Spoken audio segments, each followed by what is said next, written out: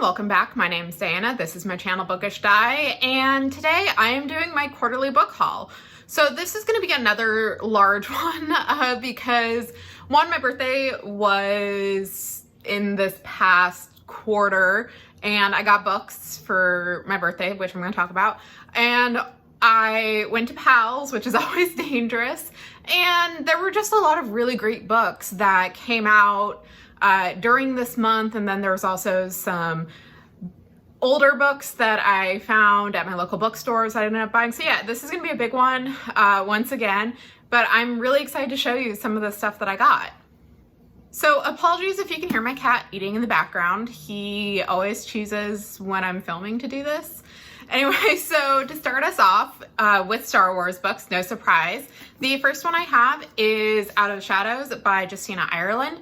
This is the YA novel in the High Republic Wave 2. And so this follows some characters that we've met before, particularly Vernestra Rowe, along with Avon Staros, along with a new character, Syl, who in the aftermath of the events of the Rising Storm and Race to Craft Point Tower are dealing with the threat of the Nile. And I have not read any of Phase 2 yet. I'm hoping to get to it in October and just read it all at once and maybe vlog it. I'm not sure yet, but I'm very excited. I absolutely loved Justina Ireland's middle grade novel for Phase 1. And Vernestra Rowe was one of my favorite characters in that book, so I'm super excited to see her in a YA novel, and I really like that we're seeing character continuity with one particular author. And I'm also very excited to see these new characters and figure out what's going on. So very much looking forward to reading this. Next is the manga-esque title. This is Star Wars: The High Republic Edge of Balance, written by Shima Shinya and Justina Ireland, with art by Mizuki Sakakibara. So this, I'm very interested to see what they're doing with this, because Star Wars has had manga adaptations of previous stories. So there's the Lost Stars adaptations, the Rebels, the Princess Leia of Alderaan, but this is the first manga style that they've, original manga style that they've done, and it isn't traditional manga. It's read right to left, or left to right instead of right to left. So yeah, I'm very interested to see how this works. There is going to be a volume 2 written by Daniel Jose Older, but that one is going to be digital first. I don't know if it's going to be digital only, if they're going to eventually release it. So yeah, I'm very intrigued to see what's going on with this. Speaking of Star Wars, I have a Luke. And then the next two things I got that were Star Wars related were volumes 3 and 4 of Star Wars Darth Vader, Dark Lord of the Sith. So the Burning Seas and Fortress Vader. This is just me completing my collection of of this particular Darth Vader run. So there's 3 separate Darth Vader series at this point. So this series is written by Charles Soule, illustrated by various folks, and it takes place right after Revenge of the Sith. So this is Vader's early days. And I really love Charles Soule's writing of Vader, so I'm glad that I was finally able to find these and just complete my collection. Next up, we have the 4 books that I bought when I went to Pals a few months ago. So some friends were in town and we couldn't be in Portland without swinging by Pals. So I got some stuff, 2 books I've already read before and 2 books I haven't. So the first one I got is The Four Profound Weaves by R.B. Lundberg. If you have seen my videos this past year, you know that I absolutely loved this novella. It is a desert fantasy starring 2 trans elders, one of whom had transitioned years and years ago, and one who just recently transitioned and is trying to find his name. And so they go to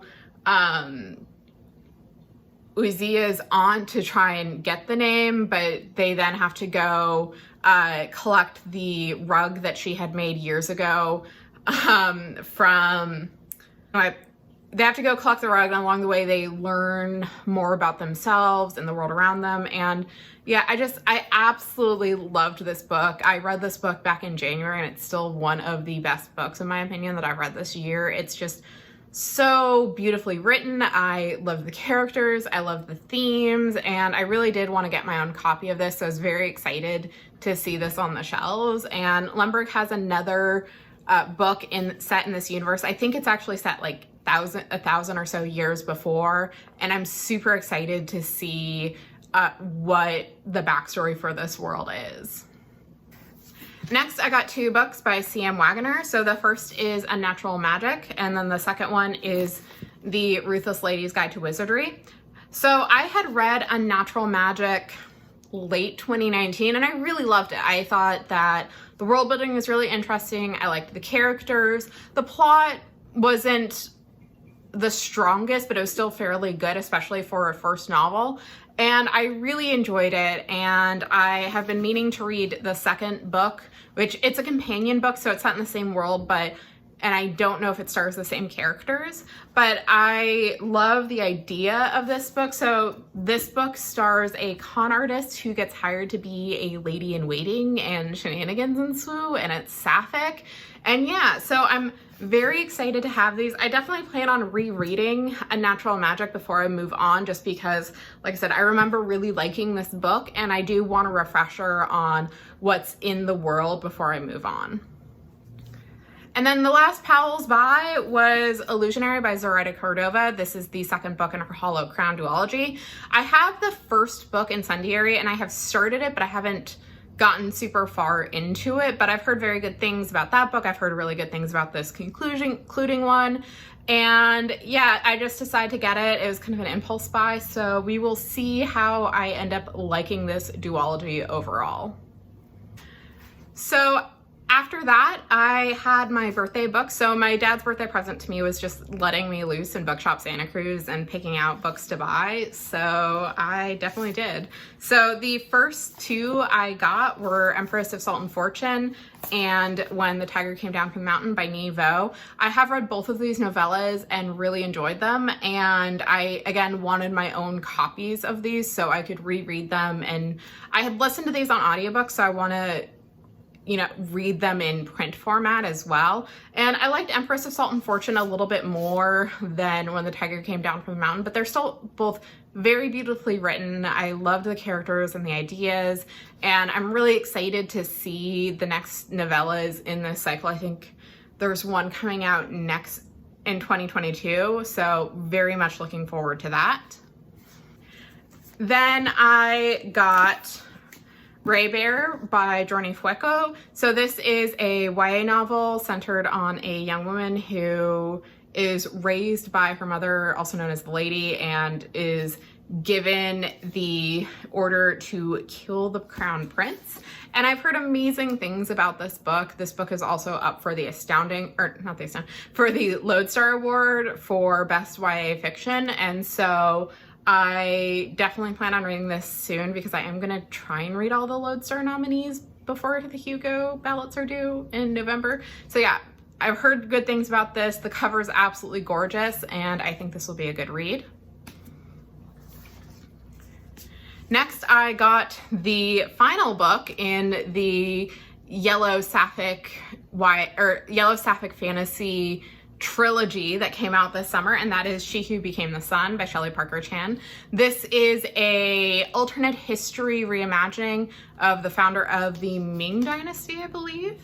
And yeah, I've heard very good things about this. So it centers on 2 twins, the boy who is promised greatness and the girl who is promised nothing. And after the brother dies, the sister takes on his identity and starts to found a new dynasty. So I've again heard very good things about this. I definitely am interested. I don't read a whole lot of alternate histories, but I think this will be something that's very different and very interesting for me.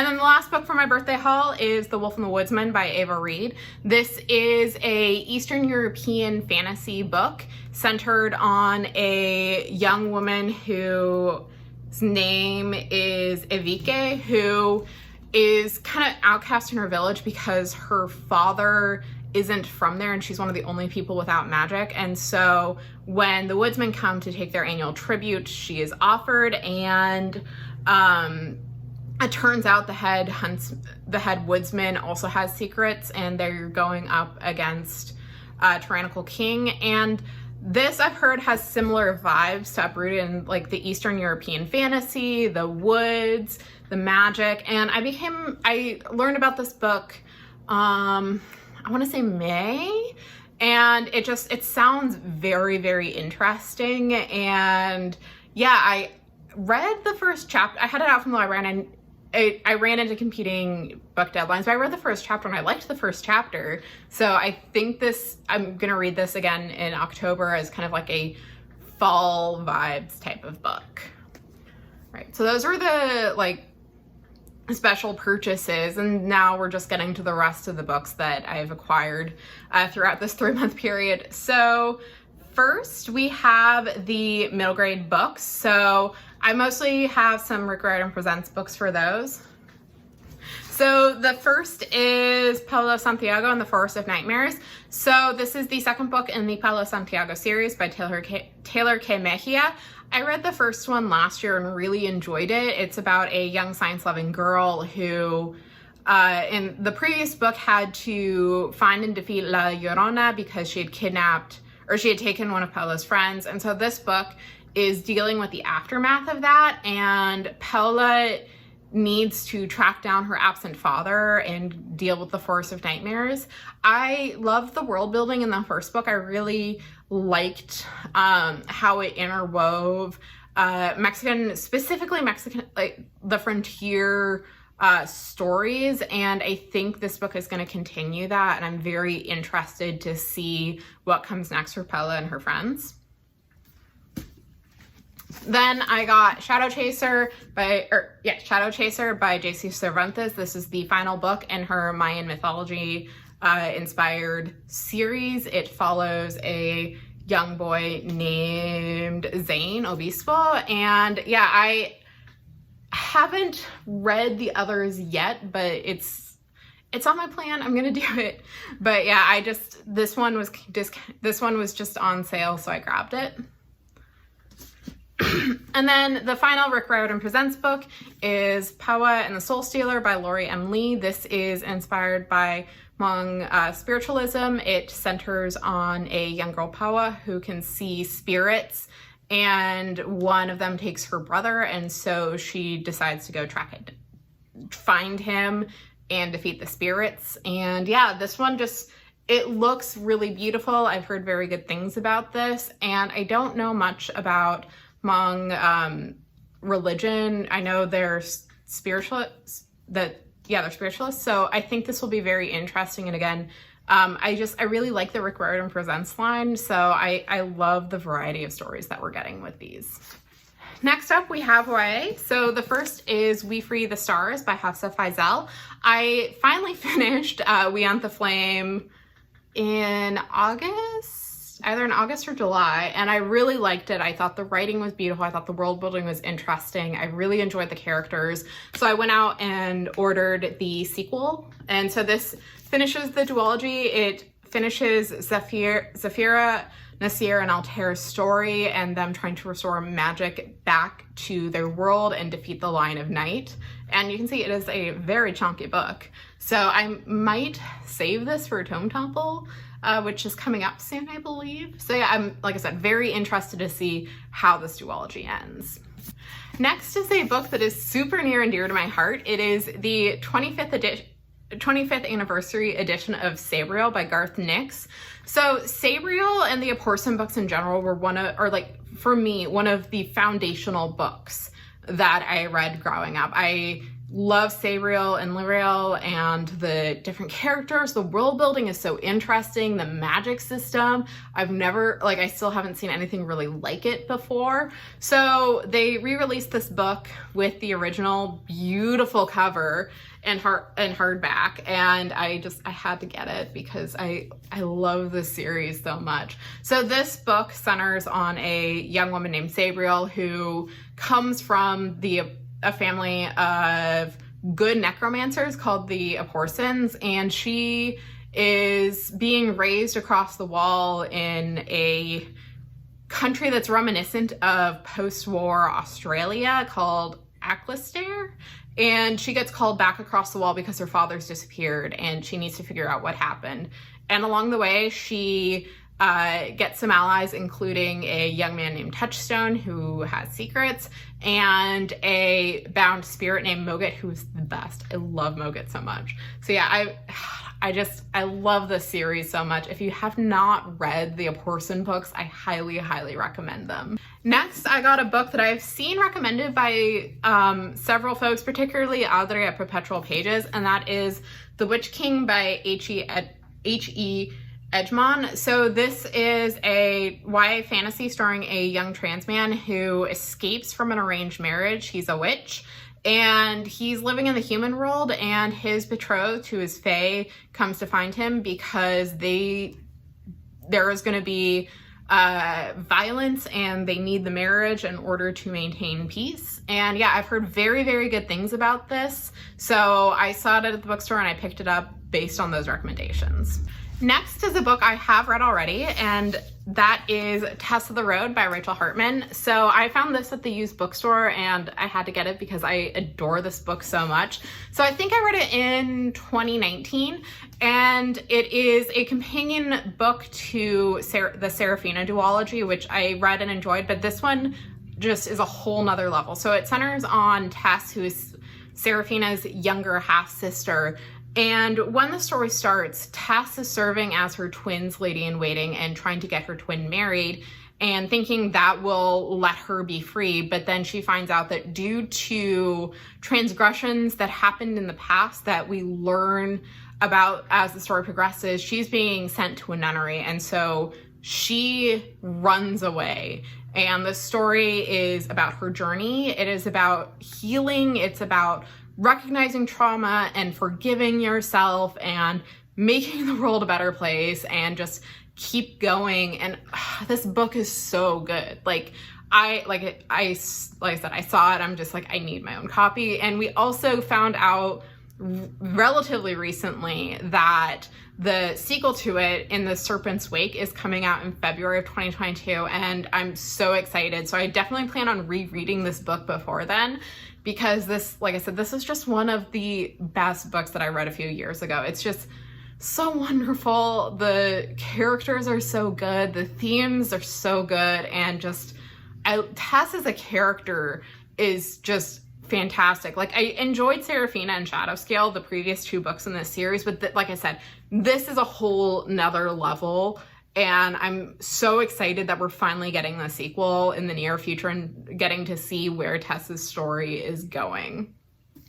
And then the last general YA book is Iron Widow by Shiran J. Zhao. This is a YA science fantasy novel centered. It is a reimagining of Wu Zetian's The Only Female Empress of China, set in a world with mechas fighting alien creatures. And this book centers on Zetian, whose sister is taken as a concubine to help power these mechas, and she dies. So Zetian's like, fuck that shit, I'm going to find the guy who murdered my sister and take him down, which she does. And the government is like, holy shit, we can't have this. And so they pair her up with another pilot and things ensue from there. I know there's polyamory in this as a way to resolve a love triangle, so A+ choice there. And I've heard nothing but good things about this book, so this was kind of an automatic pre-order for me based on multiple people I know or follow who have been shouting this book's praise from the rooftops for months. So I do have some Owl Crate books that I got. I have since canceled my Owl Crate subscription because of their initial policy saying, yay, we're going to be selling HP merch again. Oh, wait, we didn't realize that the backlash was going to be this bad or bad. And I'm just like, I don't want to keep supporting a company that does that. So I no longer subscribe to them, but I do still have some books that I got in the meanwhile. So the first is Sisters of the Snake by Serena and Sasha Nanwa. This is a Indian inspired fantasy novel retelling The Prince and the Pauper. So it centers on two girls, one who's a princess, one who is not, who find each other and shenanigans ensue. I've heard good things about this. I've heard some Canadian authors that I follow have talked about this because these two authors are twins and Canadian. So I think this should be interesting, but overall I haven't heard too much about this. The next one is This Poison Heart by Kailyn Barron. This is a contemporary fantasy book with Greek mythology elements, so I've heard, and it centers on a young woman named Briseis who inherits her aunt's dilapidated estate in rural New York, and she has the ability to grow plants. And again, I've heard very, very good things about this book, and I definitely want to read it soon, and I'm looking forward to this. And then the last Owl Crate book is A Lesson in Vengeance by Victoria Lee. This is a dark sapphic academia book. It centers on a Felicity Morrow who is at the Dalloway School in the Catskill Mountains, and there is a legend of witches, and she's trying to figure out what is going on at that school. And yeah, I really do like this exclusive cover.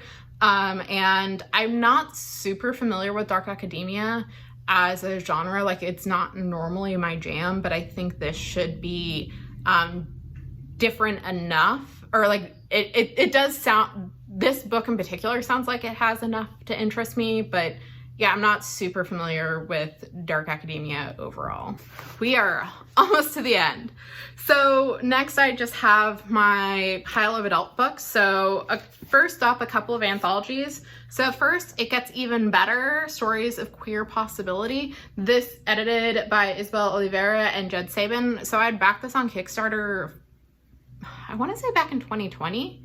And this came, it is a story about queer futures, and it has a number of authors in here that I like Charlie Jane Anders and Zen Cho, as well as authors that I am not familiar with. So I definitely plan on reading this at some point in the future, and it looks very pretty and it sounds very interesting. The next anthology is Sword Stone Table, edited by Swapna Krishna and Jen Northington. This is an anthology of Arthur-inspired retellings. It is set, there are 3 sections. There's past, present, and future. And there's a number of authors in here that I love, such as Roshni Chokshi, Ken Liu, Sylvia Moreno Garcia, and ever since this project was announced, this has been on my radar, and I had pre-ordered it as soon as it was available, so I'm very interested to see what's in here. There's a number of books that have been Arthur retellings, so I've talked about Aetherbound before. There's this. I know there's the Guinevere books, which I read the first one and liked it well enough. There's the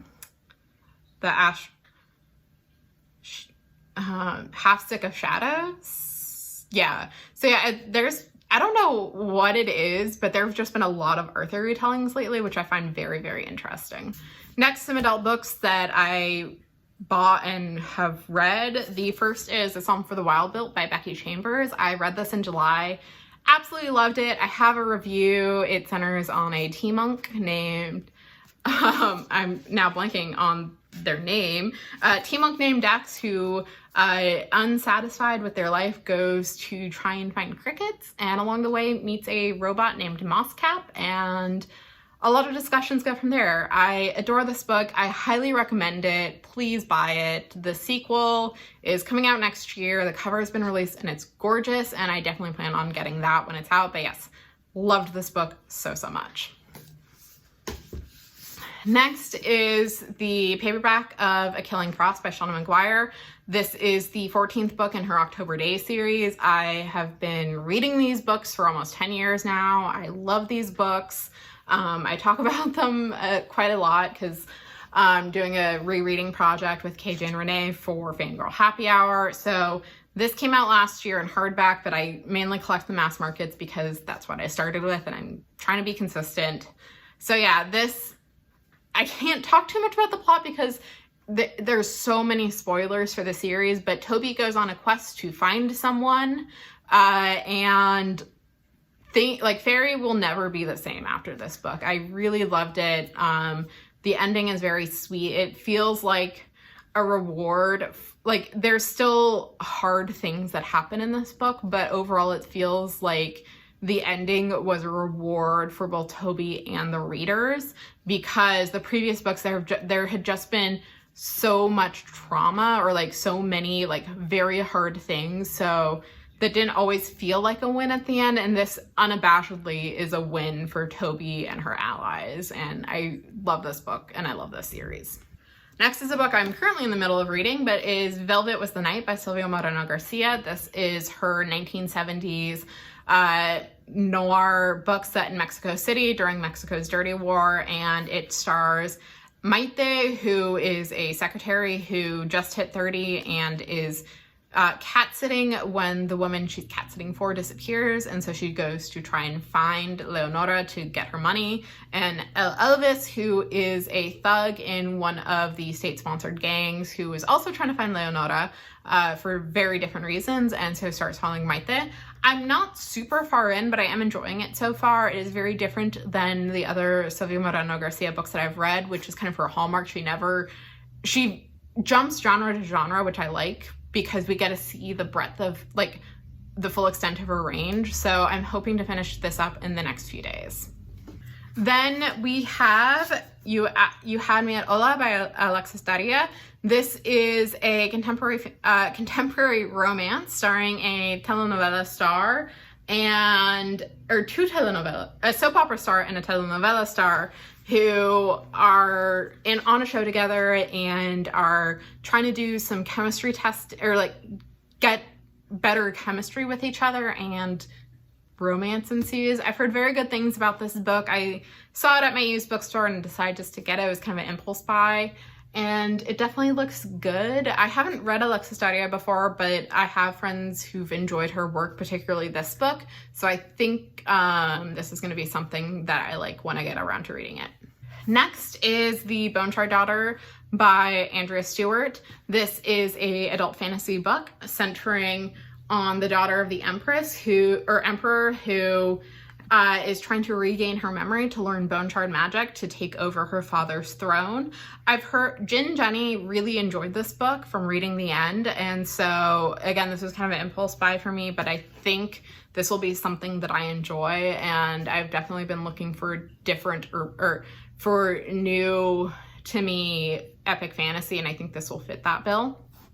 Then I have Zencho's Spirit Abroad, and this is the reissue of her short story collection, and I love Zencho a lot. This was on, as soon as I heard about this was a pre-order for me. I love this cover, and I'm very excited to read her short fiction because, like I said, I've loved her novel length works, and I'm very interested to see how she operates with shorter stories. Then I have The Devil You Know by Kate Rocha. This is the second book in their Mercenary Librarian series. This follows Maya, who remembers everything, and Gray, who is a member of the Silver Devils mercenary groups. I read the first book in this series last year and really enjoyed it. So I again pre-ordered this as soon as I could, and I'm very interested to see what happens with these two characters. I really enjoy the world building that Kit Rocha does. So this is set in a future dystopian Atlanta where the tech corporations run everything, and so the mercenary librarians, Danny, Nina, and Maya, are running this community organizing kind of subversive alternative to that. And the Silver Devils used to work for the Tech Corps and defected, and they met up because the Silver Devil stuff happens in the first book. I don't want to spoil it, but this is science fiction romance, like the relationships between the two leads in each book. So the first book was Nina and Gray, and this book is, or not Nina and Gray. Nina and I'm blanking on the male lead in that first book. But this book is Maya and Gray, so I'm really looking forward to this. I think this might be one of my break glass in case of emergency books, because I did like that first one a whole lot.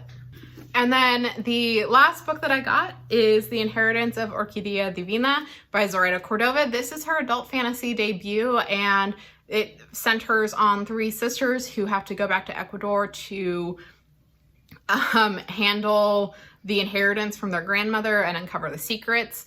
And I've heard this has like practical magic vibes, so I'm very excited for this. I do like Zoraida Cordova as a writer, as I mentioned earlier, and I'm very interested to see how she translates from YA to adult fantasy and what's happening in this book. I've heard good things about it, so very excited to read this hopefully soon. So those are all the books that I got in quarter 3. There are quite a lot. I'm gonna try and slow down my book buying for the last quarter of the year. But yeah, some of these books I've read, a lot of them I haven't read. They all sound very interesting, and I'm really looking forward to reading them down the road. So do any of the books that I got in quarter 3 sound good to you? Do you have have you read some of these and have opinions on them? Please let me know in the comments below. And if you like what you see, please like and subscribe, and I will talk with you all later. Bye.